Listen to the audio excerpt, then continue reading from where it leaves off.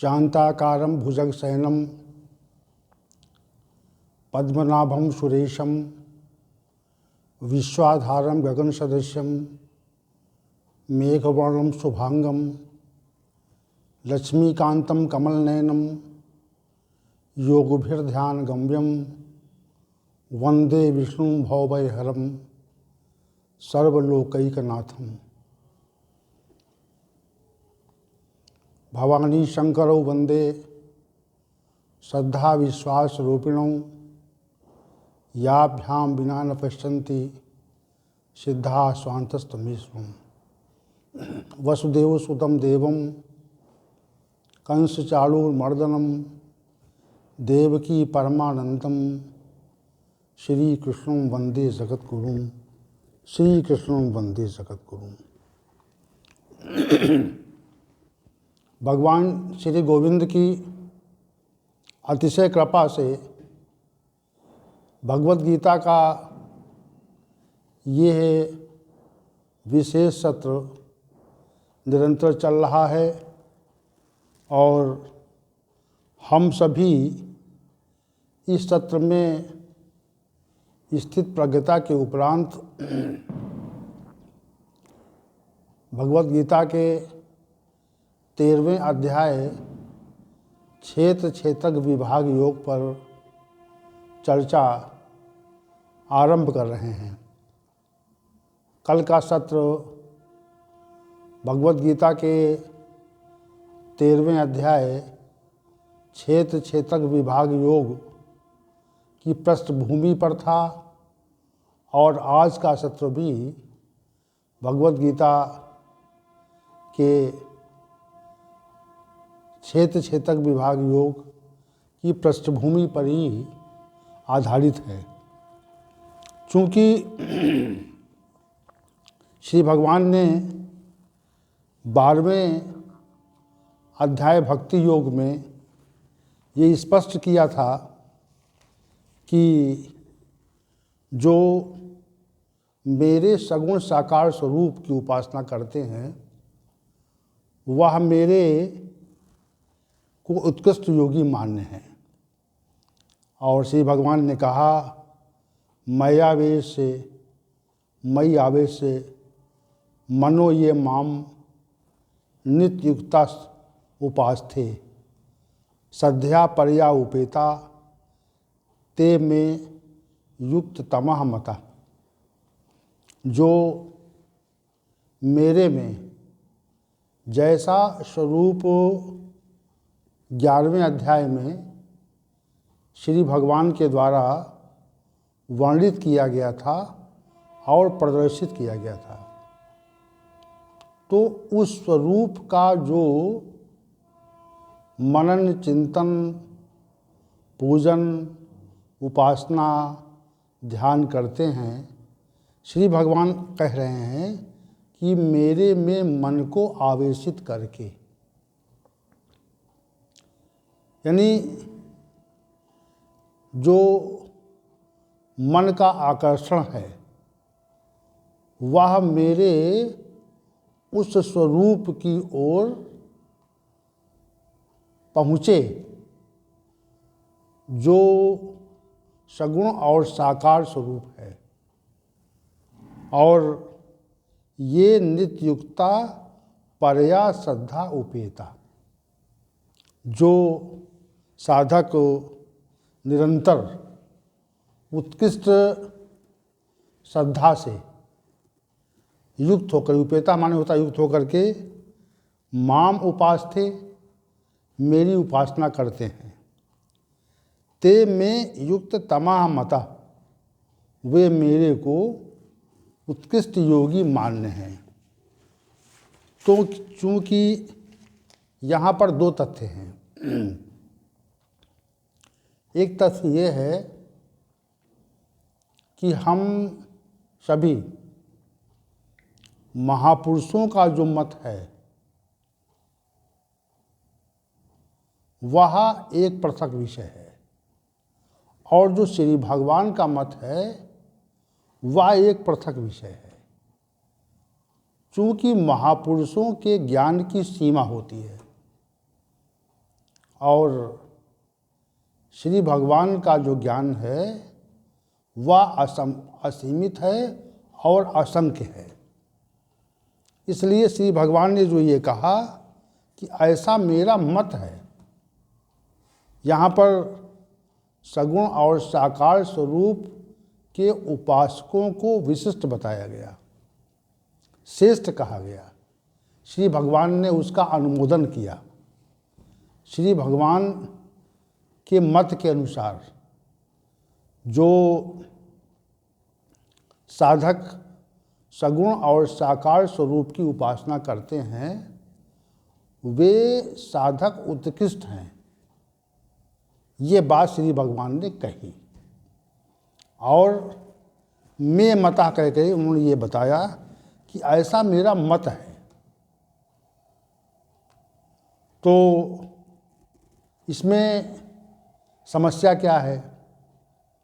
जैसे आज के समाज में अनेक मत प्रकट हो गए और उन मतों को मानने वाले जो श्रद्धालु पुरुष हैं वह भी लाखों की संख्या में हैं, परंतु किसी मत की स्थापना किसी महापुरुष के द्वारा होती है, उसमें दो बातें आ जाती हैं। एक तो कभी कोई मत शास्त्र सम्मत आधार से स्थापित होता है और कभी अशास्त्र संगत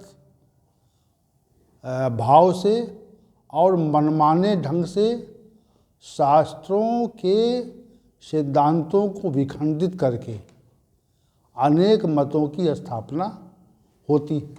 दो बातें हैं। वैसे तो गीता किसी मत, संप्रदाय, पंथ, सिद्धांत को लेकर कार्य नहीं करती।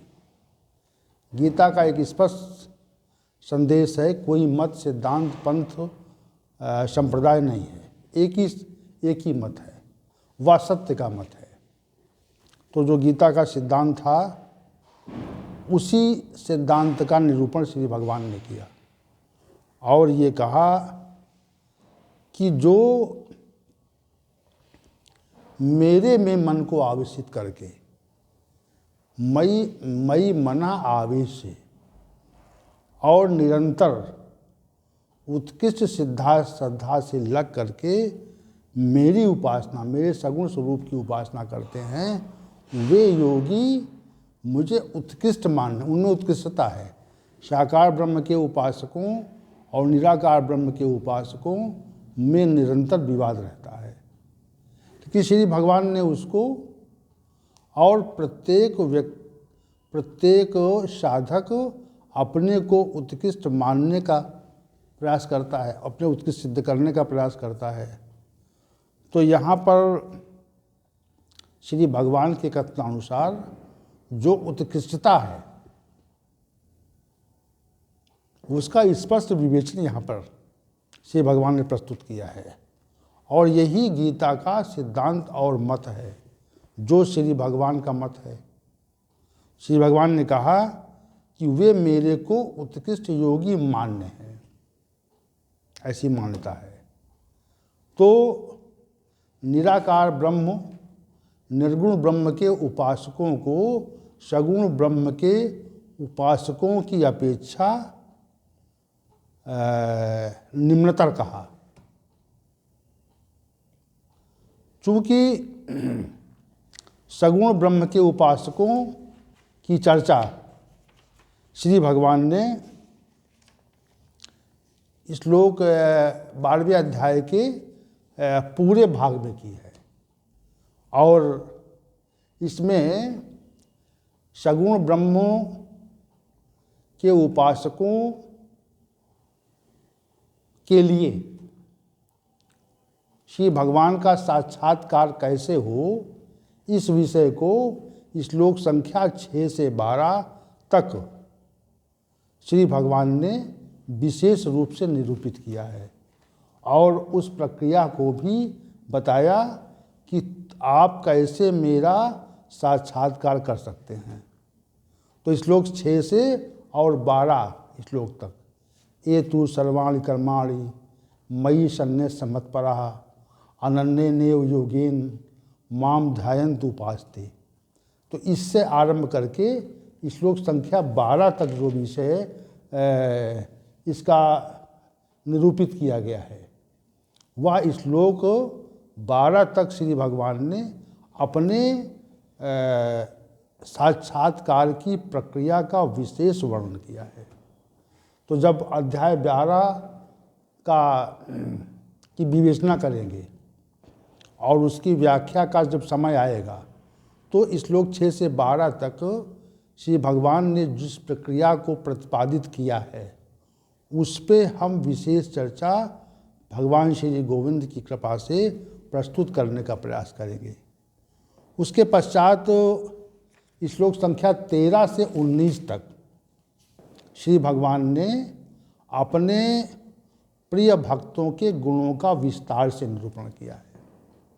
ये विशिष्ट विषय है। श्लोक 13 से 19 तक जो विषय प्रतिपादित किया है, वह श्री भगवान ने इस विषय को लेकर किया है कि हमारा परम भक्त कौन है, हमारा परम प्रिय कौन है।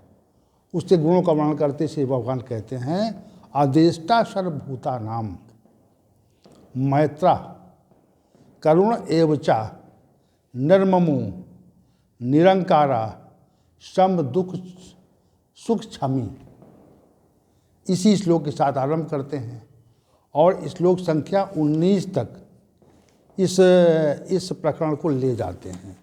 और तुल्य निंदा स्तुतिर मौनी संतुष्टो एन केनचित अनिकेता स्थिर मतिर भक्ति मान में प्रियो नरा।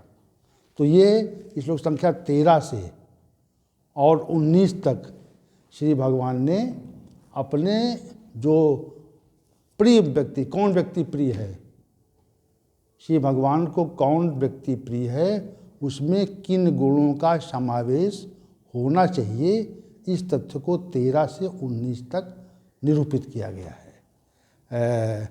ये अधिष्ठा सर्वभूता नाम समस्त मनुष्य जाति के प्रति देश के भाव का परित्यागी हो, सबका मित्र हो और करुणा वाला हो, ममता रहित हो, फिर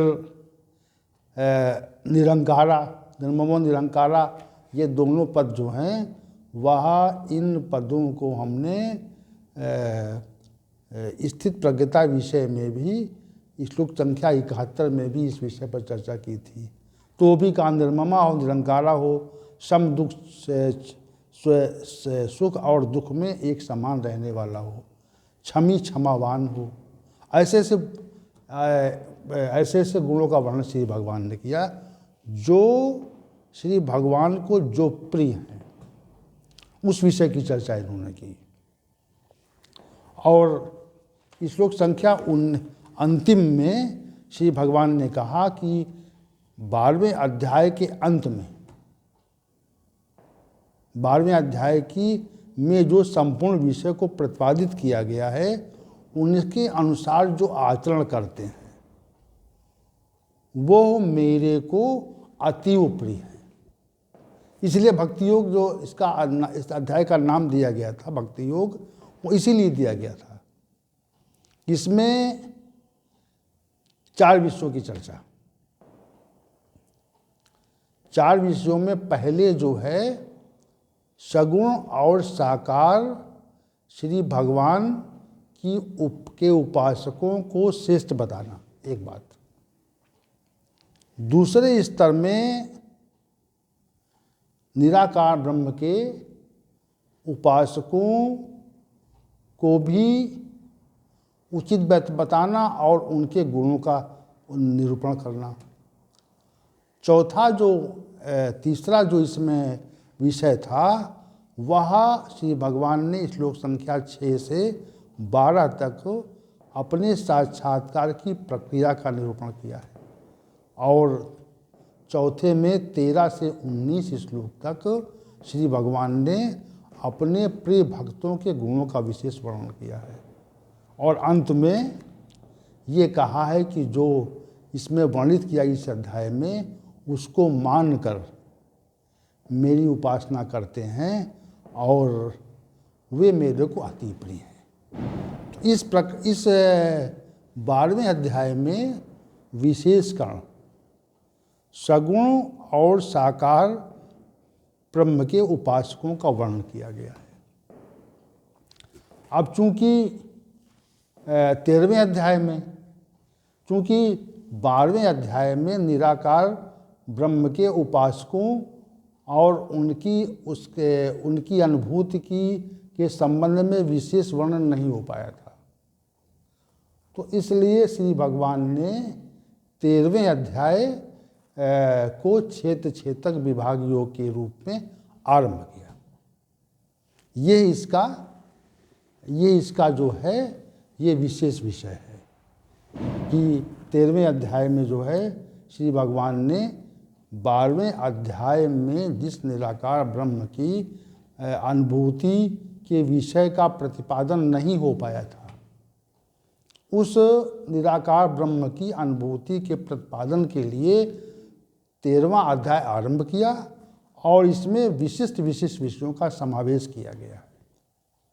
वे सब विषय समय के साथ श्री भगवान की कृपा से व्याख्यापित करने का हम प्रयास करेंगे। एक बात। दूसरी बात ये है कि यहाँ पर थोड़े से विषय को और इधर ले जाएंगे कि जो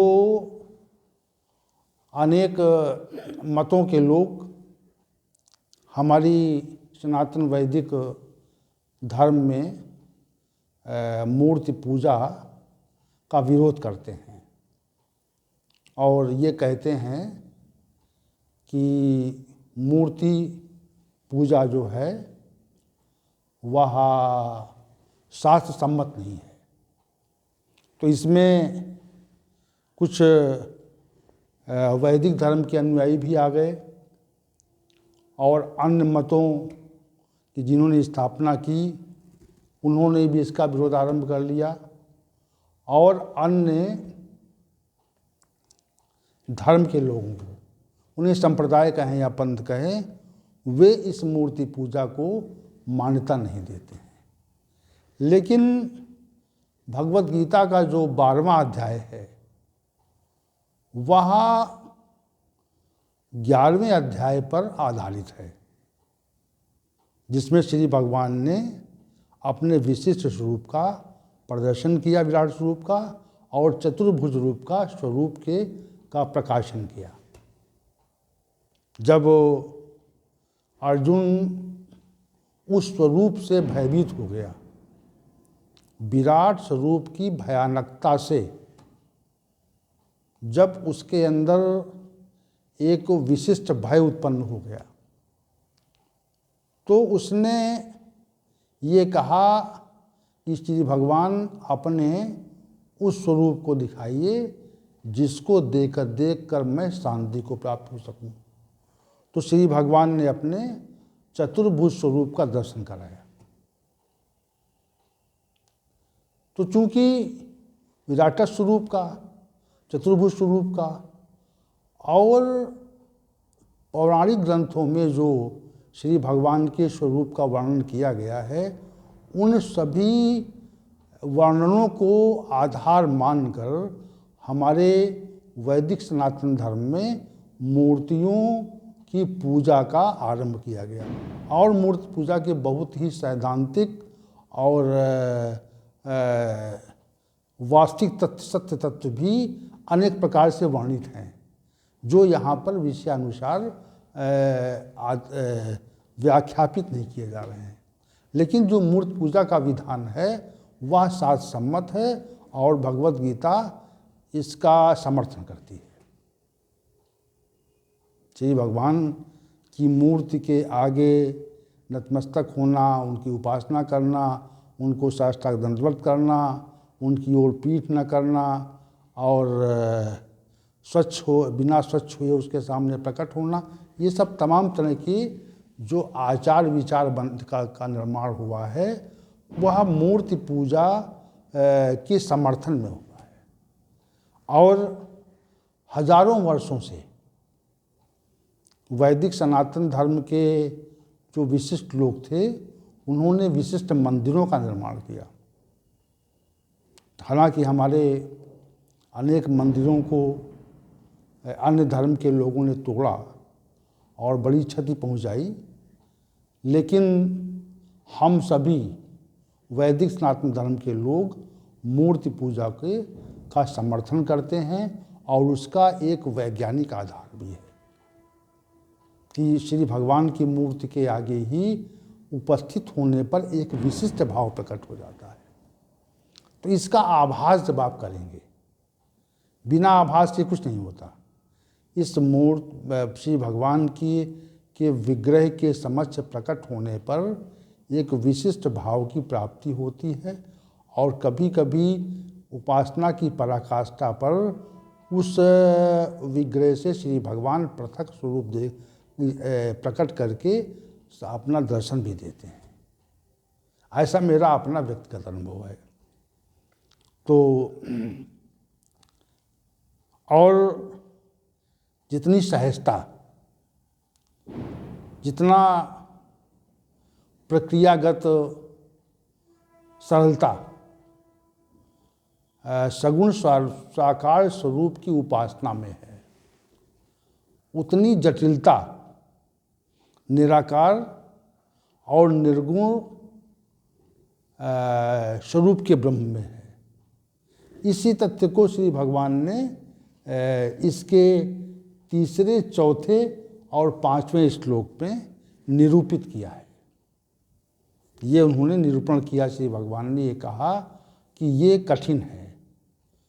तो जो कल का सत्र है वहाँ श्लोक 12वें अध्याय के श्लोक संख्या 3, 4, 5 पर ही हम उसको आधारित करने का प्रयास करेंगे, क्योंकि वहाँ जो तथ्य श्री भगवान के द्वारा निराकार ब्रह्म की उपासना के लिए श्लोक संख्या 3, 4, 5 12वें अध्याय में वर्णित किया गया है, वह ही समस्त आधार 13वें अध्याय की व्याख्या के लिए प्रारंभिक स्वरूप है, प्रारंभिक कथन है।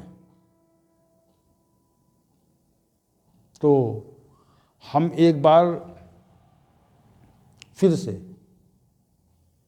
श्री भगवान के सगुण साकार स्वरूप में अपनी उत्कृष्ट आस्था स्थापित करना चाहते हैं कि जो तत्व प्रकट है, प्रकट हो जाता है, तो साधक का इतना कार्य है कि उस तत्व को केवल जो अप्रकट है उसको प्रकट करें, उसका साक्षात्कार उसी प्रकार होता है जैसे हमें संसार में अन्य व्यक्तियों, वस्तुओं और स्थितियों का साक्षात्कार होता है। वैसा ही साक्षात्कार सगुण और साकार स्वरूप का होता है। इसको क्रियान्वित करने की आवश्यकता केवल है, और क्रियान्वित करने में सबसे अधिक जो सहयोगी है वह श्री भगवान के नाम जप का निरंतर आश्रय ले लेना, ये सबसे उचित और सहज मार्ग है। इससे उचित और सहज मार्ग अन्य नहीं हो सकता, क्योंकि ये प्रयोगात्मक और अनुभव का विषय है। और दूसरा जो मार्ग है उनके नित्य स्वरूप के चिंतन का है। देखिए, निराकार ब्रह्म का स्वरूप चूंकि आकार रहित है, तो आकार रहित स्वरूप का चिंतन कैसे हो सकता है, इस विषय को सोचें, आप विचार करें। निराकार जो ब्रह्म है उसका कोई आकार नहीं है, तो उसके स्वरूप के चिंतन में सहजता कहाँ है। इसलिए जो उसके गुण हैं, परमात्मा के गुण हैं, उन गुणों की ओर हमें बढ़ना पड़ता है। स्वरूप के चिंतन में जो कठिनता है वह इसी कारण है क्योंकि वहाँ पर आकार की विहीनता है और यहाँ पर आकार का अस्तित्व है, आकार प्रकट हो जाता है। तो जो आकार हम प्रकट करना चाहते हैं, आकार का जो प्रकटीकरण चाहते हैं, उस प्रकटीकरण को ही साक्षात्कार कहते हैं।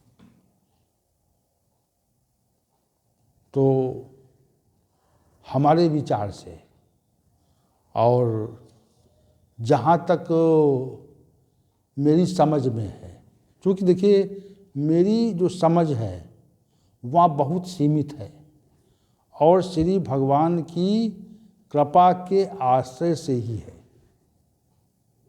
श्री भगवान गोविंद की दया और उनके अनुग्रह से ही हमारी बुद्धि में जो कुछ प्रकट होता है उसको हम निरूपित कर पाते हैं। तो वह साकार स्वरूप से ही प्रकट होता है। मेरे विचार से उसमें सहजता रहती है। वैदिक सनातन धर्म में दोनों स्थितियों को, क्योंकि अपने आचार्यों ने तमाम ब्रह्मसूत्र का भाष्य करके द्वैत, अद्वैत, विशिष्टाद्वैत इन मतों की स्थापना कर दी है और उस पर जब चर्चा हम करेंगे तो विशेष चर्चा प्रस्तुत करेंगे उसकी।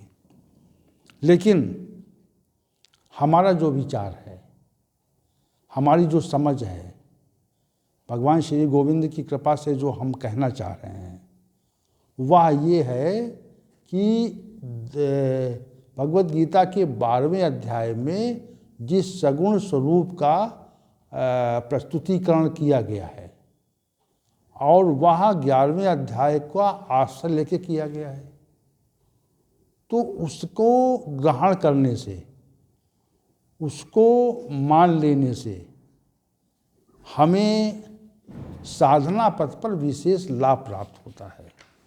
ये हम विशेष रूप से आपसे कहना चाह रहे हैं कि विशेष साधना, उसमें जो आपकी साधना है वह शीघ्र फलदायी होती है और उसमें सहजता रहती है, कठिनता नहीं आती। वैसे जब निराकार ब्रह्म की उपासना में आप लिप्त होते हैं तो उसमें कठिनता अधिक है। जब कठिनता अधिक है तो उसका जो प्रयोगात्मक स्वरूप है वह भी कठिन